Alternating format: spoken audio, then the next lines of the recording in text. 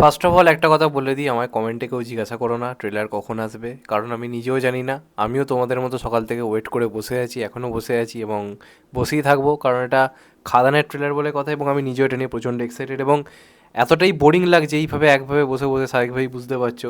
তো আমি এতক্ষণ ধরে বসে বসে মানে কী বলবো, একটু পুরনো স্মৃতি হাতড়ে যাচ্ছি, পুরনো জিনিস নিয়েই মানে মনে হচ্ছে পড়ে থাকি, যে কারণে এই ইউটিউব খুলে এইসব গান শুনছি, দেশি ছড়ি ফড়ি গানগুলো শুনছি, দেবদার জিদ্দার এই যে প্লেলিস্ট এখানে দেখতে পাচ্ছ হালকা হালকা, এইসবই শুনছি বসে বসে।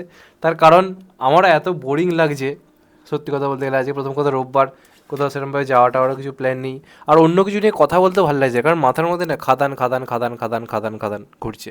অন্য কারোর মাথায় সন্তান সন্তান সন্তান সন্তান সন্তান সন্তান ঘুরতে পারে, আমার মাথার ভাই খাদান ঘুরছে, কারণ এটা গোটা বাংলার সিনেমা। তো এরই মধ্যে একটা ব্যাপার নিয়ে মনে হলো আলোচনা হওয়া দরকার, কারণ ওই মানুষটার দিমাগ সটকে গেছে। দেখ আমার মানে এটা বলতেও খারাপ লাগতে হচ্ছে যে আমাকে এইভাবে রাজদাকে নিয়ে ভিডিও করতে হচ্ছে, কারণ আমি নিজে রাজদার খুব বড় ফ্যান। রাজদাকে না আমি মানে কী বলবো, ডিসরেসপেক্ট করতে চাই না, প্রচণ্ড পছন্দ করি এবং আমি এটাও জানি যে আজকে জিতদেবকে যদি কেউ আবার একসঙ্গে আনতে পারে সেটার নাম হচ্ছে রাজ চক্রবর্তী। কিন্তু সেই মানুষটার কাছ থেকে এইরকম ধরনের বক্তব্য, অনেকে বলতে পারে মজা ঠাট্টা হাসাহাসি ইয়ার্কি ঠাট্টা, আমি সেটাকে সেইভাবে নিতে পারছি না, কারণ এত বড় একটা বাংলার কাজ, সেটা 5 টাকা তো দূরের কথা, সেটাকে নিয়ে মজা করার কথা মাথায় আসে কী করে? আমার প্রথম কথা হচ্ছে এটা। আর সেকেন্ড কথা, আজকে রাজ চক্রবর্তী একটা ভিডিও করেছে নিজের ফেসবুকে, এবং সেখানে ভিডিও করে হালকা করে আবার সেই সমস্ত মানুষদেরকে পোক করার চেষ্টা করেছে যারা এটার এগেনস্টে কথা বলার চেষ্টা করেছে, কারণ এই কথাটা তিনি বলেন যে কিছু শ্রেণীর মানুষ রয়েছে, এরা কে ভাই বুঝি না, বা এরা কে, এদের চিনি না জানি না, এরম ধরনের একটা কথাবার্তা বলেন, সেই শ্রেণীর মধ্যে আমি পড়ি, কারণ আমি বিরোধিতা করেছি। এছাড়া আরও অনেক মানুষ রয়েছে যারা এটা বিরোধিতা করেছে, শুধুমাত্র ওই যে ডিফেন্সটা করেছে তা কিন্তু নয়, সেটা বাদেও নিউট্রাল অডিয়েন্স তাদেরও কিন্তু ব্যাপারটা ভালো লাগেনি। তো রাজ চক্রবর্তী আজকেও যে বক্তব্যটা রাখলো সেটার মধ্যেও কিন্তু একটা উদ্ধত্তভাব কিন্তু রেখেছে, কোনো অস্বীকার করার জায়গা নেই। এই যে বক্তব্যটা, যে একটা শ্রেণীর মানুষ রয়েছে যাদের খুব ফেটে গেছে, এ হয়ে গেছে, একদম রেগে মেগে হয়ে গেছে, এদেরকে, এরা কারা আমি জানি না, এই যে কথাগুলো বলছে, এগুলোর মধ্যে একটা উদ্ধত্ত ভাব রয়েছে। আর আজকে, কালকে যেভাবে বক্তব্য পেশ করেছে বা সেদিন যেভাবে বক্তব্য পেশ করেছে, আজকে পুরোপুরি কথা বলার ধরনই মানুষটার পাল্টে গেছে। তো তাহলে কি ভয় পেয়ে গেল রাজ চক্রবর্তী দেবফ্যান্সদের ওপর? আলটিমেটলি দেবফ্যান্সদের পাওয়ার কিন্তু কোনো অংশে কম নয়। এতদিন ধরে দেবদা অন্য ধরনের কাজ করছিল বলে এরা একটু চুপচাপ ছিল, এখন দেবদা মাস কমার্শিয়াল জোনে ফিরেছে, এখন দেবদার ফ্যানদের সঙ্গে লাগতে এসো না, চ্যালেঞ্জ নিবি না শালা, কারণ এখন দেব ফ্যানদের সঙ্গে তুমি যদি লাগতে আসো, একদম কি বলবো, ওপর থেকে নিচে আটাং আটাং ছটপটাং পটাং পটাং হয়ে যাবে। এর থেকে বেশি আর কিছু বলতে চাই না। এবং যেহেতু কমেন্ট বক্সে দেখতে পাওয়া যাচ্ছে লাভ রিয়াক্টের জায়গায় হাহারি এক লাইকের আগে চলে যাচ্ছে, রেকর্ড ব্রেকিং লাইকস মানে ডিসলাইক পড়ছে, রেকর্ড ব্রেকিং হাহা রিয়াক্ট হচ্ছে, তখন আর সেটা মেনে নেওয়া সম্ভব হচ্ছে না, তখন মনে হচ্ছে এসে চলে একটা ভিডিও করে দিই। তো আজকের রাজ চক্রবর্তী এটা বক্তব্য হচ্ছে আমি কাউকে কোনো ছোটো করিনি, কিছুই করিনি, আমি আমার বক্তব্য রেখেছি। এবং কালকে যে মানুষটা বলছে প্রমোশন করে কী হবে, প্রমোশন করে কী লাভ, মানুষটা প্রত্যেক দিন কিন্তু নেগেটিভ প্রমোশন অলরেডি স্টার্ট করে দিয়েছে। একটা ভিডিও ছাড়ছে যেখানে এই ধরনের কথাবার্তা বলছে, দার্জিলিংয়ে আছি বলে কী ভেবেছিস, এই যে বক্তব্যটা, এটার মধ্যেই তো বয়ে আছে তুমি খাদানের প্রমোশনের স্টাইলটাকে নকল করার চেষ্টা করছো, ডায়ালগ নকল করার চেষ্টা করছো। তো এটা প্রমোশন নয়? তাহলে এই যে কথাটা, এই যে পয়েন্টটা যেটা নিয়ে বাকিরা ডিফেন্ড করতে এলো, যে রাজ চক্রবর্তী মজা করেছে, ঠাট্টা করেছে, আমার পয়েন্ট ছিল এটাই, যে যে সিনেমাগুলোর প্রমোশন হয় সেই সিনেমাগুলো খারাপ, এই কথাটার ভিত্তি কী? আমার বক্তব্যটা এটাই ছিল, সেটার তো কোনো উত্তর উনি দিতে পারেননি। উল্টে উনি এই কথাটা এসে বলছেন যে আমার সিনেমার প্রমোশন করতে লাগবে না, আমার সিনেমার প্রমোশন করার মতো কিছুই নেই, আমার অডিয়েন্স আমার জানা আছে, তারা যাবে। এই যে কথাটা, এটার মধ্যেই প্রবলেমটা রয়েছে। এবং সেদিন উনি যেভাবে ভিডিও করেছিলেন, যদি আজকেও যেভাবে উনি কথা বলেছেন, সেদিন যদি এইভাবে বলতেন না, তাহলে অতটা রাগ হতো না। ওই দিনের ব্যাপারটা তাচ্ছিল্য ছিল।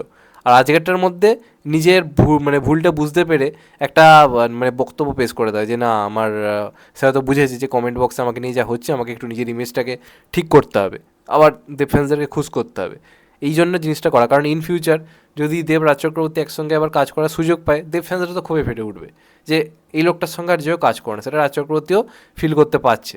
তো সেইখান থেকে এই বক্তব্যগুলো উঠে আসছে। তো সেখানে আজকে তিনি বলছেন যে আমি ওইভাবে বলতে চাইনি, আমি আমার সিনেমার প্রমোশনটাকে আমার মতো করে করছি, সেখানে অন্য কাউকে কেন আমি ছোটো করতে যাব। সেদিনের বলাটা জাস্ট আপনারা লক্ষ্য করে দেখুন, মজা ঠাট্টা হাসি, তখন তো ভেবে নিয়েছিল এটা নিয়ে কিছু হবে না সোশ্যাল মিডিয়ায়, যখন হয়েছে তখন আজকে ভিডিওর বলার ধরন, কথা বলার ধরন পুরো অন্যরকম। আজকে পুরো দোগলাপান, মানে কালকে যেটাকে বলা হচ্ছিলো খারাপ সিনেমার মানে প্রমোশন, মানে খারাপ সিনেমা হলে সেটাই প্রমোশন করে মানুষ, আজকে তার বক্তব্য পুরোপুরি 180 ডিগ্রি উল্টে যাচ্ছে। তো এটার কারণটা কী সেটা না মানুষ খুব ভালো করে বুঝতে পারছে। আমিও চাই সন্তান ভালো চলুক, সন্তানের ট্রেলার আমারও যে খুব খারাপ লেগেছে তাও নয়, কিন্তু এটাও ফ্যাক্ট সন্তানের মতো সিনেমা ইন্ডাস্ট্রি মজাতে পারবে না, খাদানের মতো সিনেমা পারবে। সেখানে গোটা ইন্ডাস্ট্রিতে একটা মানুষ এই মুহূর্তে দাঁড়িয়ে কমার্শিয়াল স্পেসে কাজ করছে, এত বড় একটা প্রজেক্ট আনছে, সেখানে কোথাও পাশে দাঁড়ানোর ব্যাপার নেই, উল্টে তুমি এই সময়টাকে নিজের সিনেমা আসছে বলে সেটাকে মজা খিল্লির ব্যাপার করছো। এটা তো একটা সিরিয়াস টাইম। আজকে আল্লু অর্জুন যে মানে গ্রেপ্তার হয়েছে, সেখানে গোটা ইন্ডাস্ট্রি পাশে এসে দাঁড়িয়েছে, পুরোপুরি সবাই ফোন করেছে, কথা বলে যে করেছে। আর আমাদের এখানে দেখো কোনো ইউনিটি বলে কিছু আছে? এটা ঠিক মানে দেবের উন্নতিতে রাজ চক্রবর্তীর অবদান রয়েছে, চ্যালেঞ্জের মতো সিনেমা এনেছে, কিন্তু চ্যালেঞ্জে যদি দেব নয় ক্যারেক্টারটাকে ঠিক করে প্রেজেন্ট করতে পারতো, তাহলে আজকে রাজ চক্রবর্তীও কিন্তু সুপারস্টার পরিচালক হতে পারতো না। তাহলে তো আজকে সোহমও বিরাট বড় সুপারস্টার হতে পারতো। সোহমকে তো তুলে দিল, সোহমও তো হিট দিচ্ছিল, সোহমকে টিকতে পেরেছে? টিকতে তো পারেনি। তো এটা ঠিক যে রাজ চক্রবর্তী দেবদাকে তুলে মানে অনেকটা সুযোগ দিয়েছে, বিরাট বড় একটা পরিবর্তন এনেছিল দেবদার মধ্যে, কিন্তু এটাও ঠিক রাজদার ফেম বা রাজদার পরিচিতিটাও দেবদার জন্য হয়েছে। মুদ্রার দুটো পিঠ থাকে, আমি দুটো পিঠ নিয়ে সবসময় কথা বলি। তো এইসবের ভিত্তিতেই মনে হলো যে এই যে বক্তব্যগুলো বলা, যারাই নেগেটিভ বলছে তারা কোন শ্রেণীর মানুষ বুঝি না জানি না, এগুলো মানে এই যে বক্তব্যগুলো এগুলো রাজ চক্রবর্তীর কাছ থেকে কোনো আশা করি। উল্টো এই মানুষ সবসময় কমার্শিয়াল সিনেমা সাপোর্ট করবে, এটাই আমরা সবসময় ভেবে এসেছি। তার এই অধঃপতন দেখে সত্যি কথা বলতে গেলে খারাপ লাগে, এবং রাজ চক্রবর্তীর এই পরিবর্তন বুঝিয়ে দিচ্ছে যে ইন্ডাস্ট্রি ভালো হওয়া খুব ডিফিকাল্ট। এরকম একটা টাইমে নিজের কাজ আসছে বলে আমি চলো ছোটো করলাম, খিল্লি করলাম, এই ব্যাপারগুলো তো ঠিক নয় আলটিমেটলি, না? এবং আরও অনেকে রয়েছে এই লিস্টে, আমি তাদেরকেও ধোবো। আমি যখন ফর্মে ফিরেছি, আমি যখন একদম ভায়োলেন্স মুডে আমি নেমেছি, মানে আমি একদম সেই ব্যাড আগলি বয় হয়ে এসেছি, আমি আমার মধ্যে সেই ভালো মানসিকটা আস্তে আস্তে এবার বেরোবে খোলস থেকে। তার কারণ না, আমি এবার মানে পুরোপুরি মাস কমার্শিয়াল জোনে ফিরেছি। আমি খাদান নিয়ে জাস্ট মেতে আছি। আর এই বাংলার সিনেমাটা যেটা গোটা বাংলাকে সমৃদ্ধ করার চেষ্টা করছে, সেটা নিয়ে কোনো রকম খিল্লি বা মজা আমার পক্ষে মেনে নেওয়া খুব ডিফিকাল্ট। অনেস্টলি স্পিকিং, লজিক দিয়ে কথা বলো, যুক্তি দিয়ে কথা বলো, সিনেমার দিকে খারাপ লাগছে বলো, আমার তো এনে কোনো আপত্তি নেই। আগে থেকে নেগেটিভিটি স্প্রেড করা, এটা নিজের সিনেমার প্রমোশনের জন্য প্রমোশন জিনিসটাকে খারাপ প্রেজেন্ট করে নিজে নেগেটিভ প্রমোশন করা, এইগুলোর আমি খুব বিরোধী। যাই হোক, জিদ্দার সঙ্গে এই জিনিসগুলো প্রচুরবার হয়েছে, দেবদার সঙ্গে হচ্ছে, তো নতুনত্ব কিছুই নেই, এদের সঙ্গে হতেই থাকবে। কারণ এরা ইন্ডাস্ট্রির বাইরে গিয়ে কাজ করছে, মানে ইন্ডাস্ট্রির ভাবনা চিন্তার বাইরে গিয়ে কাজ করছে। এদেরগুলো যদি ক্লিক করে যায়, এদের আর কোনো অস্তিত্ব থাকবে না। এই হচ্ছে আলটিমেট ব্যাপার। যাই হোক, তোমরা এটা নিয়ে তোমাদের মতামতটা অবশ্যই জানিও। চ্যানেলটা নতুন হলে চ্যানেলটা সাবস্ক্রাইব করে দিও অ্যান্ড কেটে দেবে আইকন। ভালো থেকো সবাই, টেক কেয়ার, নমস্কার, আবার দেখা হবে। এখন তো বাই, সবাই ভালো থেকো, সুস্থ থেকো, নমস্কার, টেক কেয়ার, আবার দেখা হবে।